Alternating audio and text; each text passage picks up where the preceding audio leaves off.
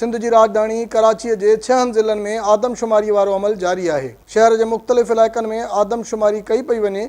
अक्सर इलाक़नि में अमले के देर से पहुँचण ऐं सुस्त रफ़्तारी वारे अमल जूं शिकायतूं कयूं पई वञनि। कोरंगी के मोहम्मद खान ॻोठ, मेहरान टाउन, बिलावल कॉलोनी ऐं चकरा ॻोठ समेत केतिरनि ई वसंदनि में घर शुमारी वारे अमल पारां घरनि खे ॻणप खां रहाए छॾियो आहे, जंहिं लाइ अमले पारां इहो बि चयो पियो वञे त 1 अप्रैल खां 5 अप्रैल ताईं ॿीहर घर शुमारी कई वेंदी।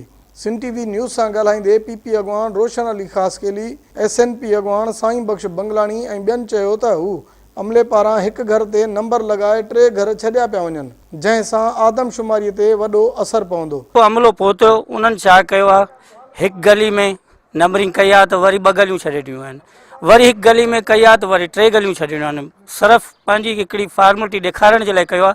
सराफर चौथो हिसो बि जेको आहे आबादी जो, उन में हिननि जेको आहे सो घर शुमारी न कया आहिनि। तो हिकिड़े घर ते अगर अची करे विया आहिनि त ॿियो घर छॾे विया आहिनि, 2 घर छॾिया आहिनि, 3 घर छॾिया आहिनि। इवन जो हिकिड़ो मास्तर, हिकिड़ो उस्ताद उन्हनि सां गॾु आहे पूरे अमले, त पूरे इलाइक़े खे कीअं करे वठंदो? न, आदमशुमारी जो अमलो असां वटि अञा कोन पहुतो आहे।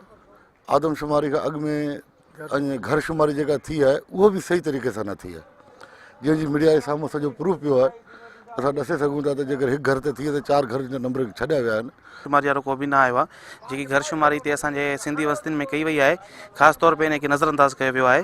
सो इनखे असां मीडिया ज़रिए अपील था कयूं त इहो जेको घर शुमारी वारो कमु आहे उहो त सरासर ग़लति थियो आहे, उनखे सही करण लाइ ॿीहर घर शुमारी कई ने। कोरंगी के इलाइक़े मेहरान टाउन, मोहम्मद खान ॻोठ, बिलाल कॉलोनी ऐं भरपासे जरहवासिन सरकार का मुतालबो किया है त रहिजी वियल घरनि जी घर शुमारी ॿीहर कराई वञे।